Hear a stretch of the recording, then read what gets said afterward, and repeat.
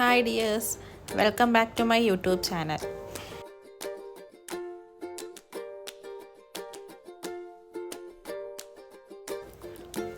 Next ആയിട്ട് നമ്മൾ പോണത് മൂന്നാറിലേക്കാണ് കേട്ടോ. അപ്പോൾ മൂന്നാറിലത്തേക്കുള്ള ചെക്ക് പോസ്റ്റാണ്.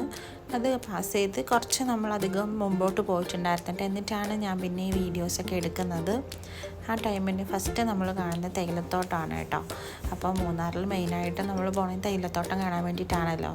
അപ്പോൾ തേയിലത്തോട്ടം സ്റ്റാർട്ട് ചെയ്തിട്ടുണ്ടായിരുന്നു. പിന്നെ ഇവിടെ നിന്ന് ഫുള്ള് പിന്നെ ഇത് തന്നെ ആയിരുന്നു കേട്ടോ കാണാൻ വേണ്ടിയിട്ട്. അടിപൊളി ഗ്രീനറിയും സൂപ്പറായിരുന്നു. അത് മാത്രമല്ല നല്ല തണുപ്പും ഉണ്ടായിരുന്നു കേട്ടോ. അത്യാവശ്യം നല്ല തണുപ്പുണ്ടായിരുന്നു ഈ ഒരു ഏരിയ എത്തിയപ്പോൾ തന്നെ. പിന്നെ കാണാൻ നല്ല വ്യൂ, പിന്നെ ഇടയ്ക്കിടയ്ക്ക് ഇങ്ങനെ കുറച്ച് വീടുകളൊക്കെ ഉണ്ടായിരുന്നു കേട്ടോ, അങ്ങൊക്കെ ആയിട്ട്. അതൊക്കെ കാണാൻ തന്നെ വളരെ ഭംഗിയുണ്ടായിരുന്നു. അപ്പോൾ ഞാനതൊക്കെ ഇങ്ങനെ നോക്കി ആസ്വദിക്കായിരുന്നു കേട്ടോ.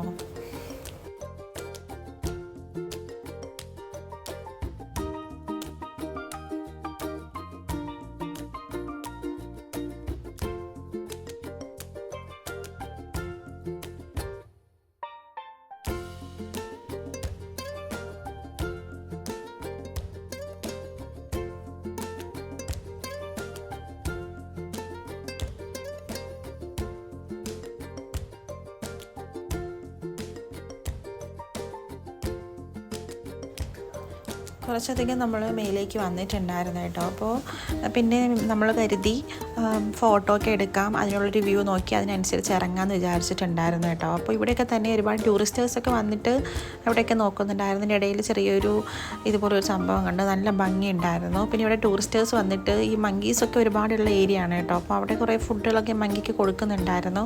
പിന്നെ നമ്മളിവിടെ സ്റ്റോപ്പ് ചെയ്തിട്ട് ഈ ഒരു വ്യൂവിലാണ് കേട്ടോ ഫോട്ടോ എടുക്കാൻ വേണ്ടിയിട്ട് നമ്മൾ ഇറങ്ങിയിട്ടുണ്ടായിരുന്നത്. അപ്പോൾ ഇത് ആ റൈറ്റ് സൈഡിലത്തെ ഒരു വ്യൂ ആയിരുന്നു. നമ്മൾ ആ സൈഡിലോട്ട് പോയില്ല, നമ്മൾ ലെഫ്റ്റ് സൈഡിലോട്ടാണ് കേട്ടോ വന്നിട്ടുണ്ടായിരുന്നത്. എന്നിട്ട് അവിടെ നിന്ന് നമ്മൾ കുറച്ച് ഫോട്ടോസൊക്കെ എടുക്കാനായിട്ട് നോക്കിയിട്ടുണ്ടായിരുന്നു. ഈ ഒരു സമയത്ത് കുട്ടികളൊക്കെ ഒത്തിരി ദൂരം യാത്ര ചെയ്ത് വന്നതിൻ്റേതായിട്ടുള്ള ക്ഷീണവും കാര്യങ്ങളൊക്കെ ഉണ്ടായിരുന്നു. അപ്പോൾ അവരാരും ഒട്ടും തന്നെ ആക്റ്റീവ് അല്ലായിരുന്നു കേട്ടോ ഫോട്ടോ എടുക്കാനാണെങ്കിൽ പോലും. ഞാൻ പിന്നെ ഭയങ്കര എക്സൈറ്റഡ് ആയിരുന്നു ഇതൊക്കെ കണ്ടിട്ട്, കാരണം എനിക്ക് ഒരുപാട് ഇഷ്ടം തോന്നിയിട്ടുണ്ടായിരുന്നു കേട്ടോ ഇതൊക്കെ കാണാൻ വേണ്ടിയിട്ട്.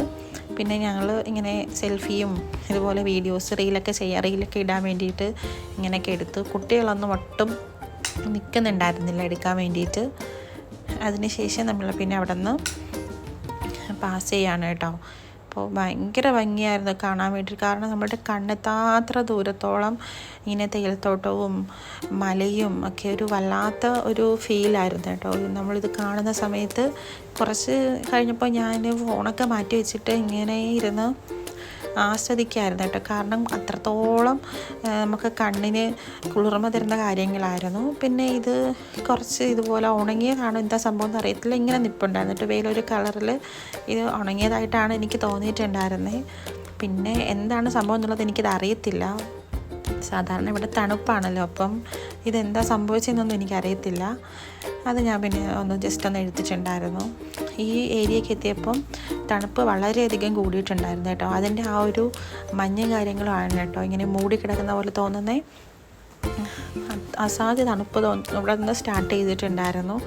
പിന്നെ നമ്മൾ വിൻഡോ ഒക്കെ ക്ലോസ് ചെയ്ത് കേട്ടോ, ക്ലോസ് ചെയ്ത് നമ്മളിവിടെ സോങ്ങൊക്കെ വെച്ചിട്ട് പിള്ളേർ പിന്നെ ഡാൻസൊക്കെ കളിപ്പിക്കാനായിട്ട് ശ്രമിച്ചിട്ടുണ്ടായിരുന്നു. അതിനുശേഷം നമ്മൾ മൂന്നാർ സിറ്റിയാണ് കേട്ടോ ഇത്. അവിടെ കുറച്ച് മഴ പെയ്തിട്ടുണ്ടായിരുന്നു. പിന്നെ നമ്മൾ അവിടെ ഇറങ്ങുന്ന സമയത്തും ചെറിയ രീതിക്ക് പൊടിക്കുന്നുണ്ടായിരുന്നു. പിന്നെ അവിടെ നിന്ന് നമുക്ക് ടോയ്ലറ്റ് എടുക്കേണ്ട ആവശ്യമുണ്ടായിരുന്നു. അങ്ങനെ നമ്മൾ പെട്രോൾ പമ്പിലേക്ക് പോവാണ് കേട്ടോ. കുറച്ച് പേര് വണ്ടിയിൽ തന്നെ ഉണ്ടായിരുന്നു. നമ്മളൊക്കെ പിന്നെ ടോയ്ലറ്റ് എടുത്തു. അതിനുശേഷം അവിടെ നിന്ന് നമ്മൾ കയറിയിട്ടുണ്ടായിരുന്നു കേട്ടോ. അപ്പോൾ കാണുന്ന ഒരു വ്യൂ ആയിരുന്നു അത്.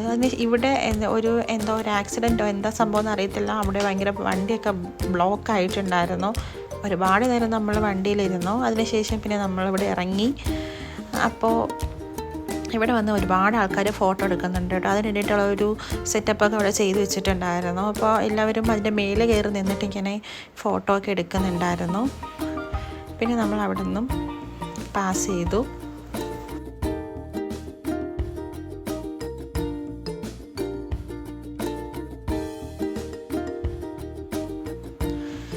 ഇവിടെ അവിടുന്ന് നമ്മൾ പിന്നെ നേരെ വന്നിട്ടുണ്ടായിരുന്നേ മാട്ടുപ്പെട്ടി ഡാമാണ് കേട്ടോ. അപ്പോൾ ഇതാണ് മാട്ടുപ്പെട്ടി ഡാം. അവിടെ ബോട്ടിങ്ങും കാര്യങ്ങളൊക്കെ ഉണ്ടായിരുന്നു. അപ്പോൾ ആ സമയത്ത് എനിക്ക് ആ വീഡിയോസൊന്നും എടുക്കാനായിട്ട് പറ്റിയിട്ടുണ്ടായിരുന്നില്ല. നമ്മൾ താഴേക്ക് ബോട്ടിങ്ങിന് വേണ്ടിയിട്ട് അങ്ങോട്ട് പോയിട്ടുണ്ട്, കാരണം ടൈം ഔട്ട് ആയിട്ടുണ്ടായിരുന്നു.